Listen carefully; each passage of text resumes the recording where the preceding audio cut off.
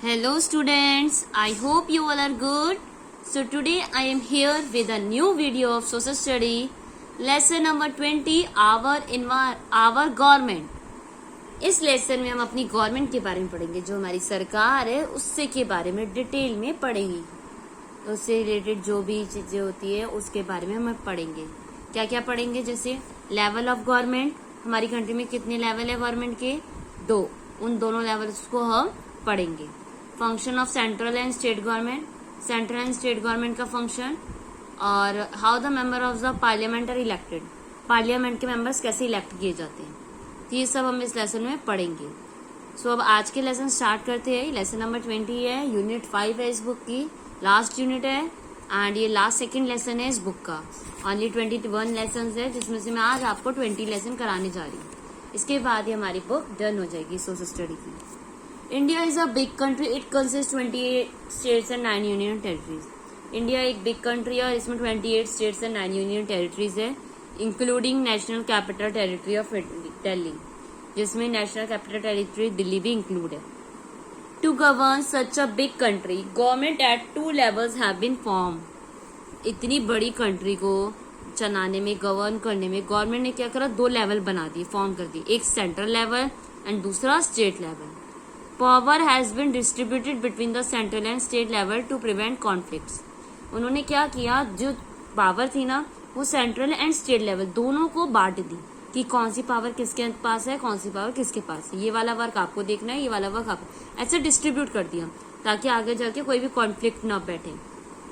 For example, the military is under the control of central government. Like जो military होती है वो central government के अंदर आती है, उसका कंट्रोल, मतलब मिलिट्री पर कंट्रोल सेंट्रल गवर्नमेंट का होता है। And police is under the control of the state government, police आती है स्टेट गवर्नमेंट के अंदर। During any crisis the central government comes to the aid of the state government. कई crisis में central government किस पे आती है? Comes to the aid of the state government, state government के उसमें हेल्प करती है। स्टार फैक्ट देखिए, the first general election were held in India in 1952। पहला इलेक्शन कब हुआ था? 1952 में। पंडित जवाहरलाल नेहरू इलेक्ट किए गए थे first prime minister, and doctor Rajendra Prasad first president elect किए गए थे। सो राजेंद्र प्रसाद हमारे फर्स्ट प्रेसिडेंट थे and prime minister Jawaharlal Nehru, Pandit Jawaharlal Nehru थे। Now your topic is central government क्या होती है। सेंट्रल गवर्नमेंट को हम यूनियन गवर्नमेंट भी कहते हैं।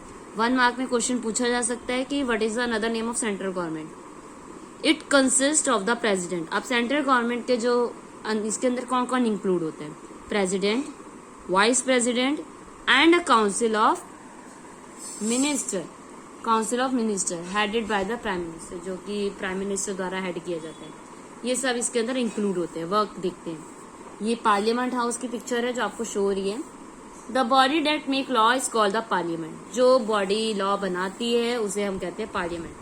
तो हमारे लॉ किसने बनाए हैं? पार्लियामेंट ने। इंडियन पार्लियामेंट को हमने 2 पार्ट में डिवाइड कर दिया, पार्लियामेंट को भी हमने 2 पार्ट में डिवाइड कर दिया। वो है लोकसभा एंड राज्यसभा। लोकसभा एंड राज्यसभा। अब लोकसभा क्या होती है, राज्यसभा क्या होती है, ये नाम कुछ बच्चों ने शायद सुने होंगे, या तो आप फर्स्ट टाइम देख रहे होंगे लोकसभा राज्यसभा, या आपने कभी टीवी पे, कहीं पे, न्यूज में कहीं भी पढ़ा होगा, सुना होगा पार्लियामेंट, इस तरह के वर्ड। अब ये जो लोकसभा होती है, राज्यसभा होती है, इनका काम क्या होता है? क्या जैसे सेंट्रल गवर्नमेंट और स्टेट गवर्नमेंट में वर्क डिवाइड कर दिया था, वैसे सेंट्रल गवर्नमेंट इनमें भी, मतलब इनमें भी आगे डिवीजन होती है क्या? ये सब हम पढ़ेंगे अब लोकसभा एंड राज्यसभा को डिटेल में जाने की, बेसिकली लोकसभा क्या होती है, राज्यसभा क्या होती है। तो आज की वीडियो में हम आपको लोकसभा के बारे में बताओगे एंड नेक्स्ट वीडियो में हम राज्यसभा डिस्कस करेंगे, राज्यसभा क्या होता है। लोकसभा एंड राज्यसभा में दोनों ही लिंक है, दोनों ही इंपॉर्टेंट टॉपिक है और इससे क्वेश्चंस कई बार आपसे पूछे जा सकते हैं। एक क्वेश्चन आपका ये आ सकता है, इंडियन पार्लियामेंट के 2 हाउसेज हैं, उनके नाम बताइए। Right the name of 2 houses of Indian parliament. तो इसका आपको आंसर लिखना होगा Lok Sabha and Rajya Sabha. Lok Sabha, Lok Sabha is the lower house of the parliament. Parliament का ये लोअर हाउस है। तो कैसा हाउस है ये? Lower. Its members are directly elected by the people. इसके मेंबर्स को इलेक्ट कौन करता है, मतलब इलेक्शन में इलेक्ट कौन करता है? जो नॉर्मल पीपल्स होते हैं, हम पीपल्स द्वारा, हम जैसे द्वारा, हम ह्यूमन बींग्स द्वारा इन्हें इलेक्ट किया जाता है। The member of the Lok Sabha are elected for 5 years। जो मेंबर्स होते हैं लोकसभा के, उनको कितने साल तक इलेक्ट किया जाता है?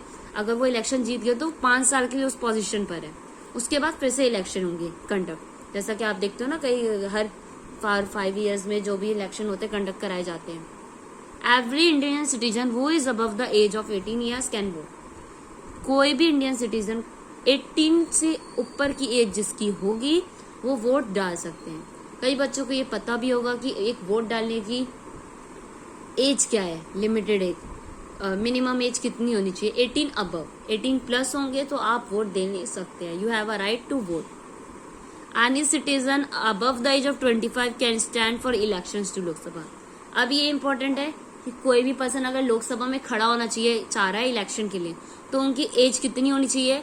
25 अबव, 25 से ऊपर होनी चाहिए, तभी वो इलेक्शन में खड़े हो सकते हैं। तो इसमें 2 चीजें पड़ी, वोटिंग की एज क्या होती है एंड इलेक्शन में खड़े होने की एज क्या होती है। तो इससे भी 1 मार्क में क्वेश्चन पूछा जा सकता है कई बार पेपर में। सो ये था आपका लोकसभा के बारे में। नेक्स्ट वीडियो में मैं आपको ये जो टॉपिक आपको दिख रहा है राज्यसभा, ये आपको पढ़ाऊंगी। राज्यसभा बेसिकली होता क्या है, डिटेल में हम नेक्स्ट वीडियो में डिस्कस करेंगे। आज के लिए इतना ही। आई होप आपको ये वीडियो अच्छी लगी होगी। अगर ये वीडियो अच्छी लगी हो तो वीडियो को लाइक करें, शेयर करें अपने फ्रेंड्स के साथ, ताकि उनको भी हेल्प हो सके, गवर्नमेंट के बारे में जानने में उन्हें भी मदद मिले। बिकॉज गवर्नमेंट के बारे में जानना आज के टाइम के हर बच्चे, हर पर्सन के लिए इम्पोर्टेंट है।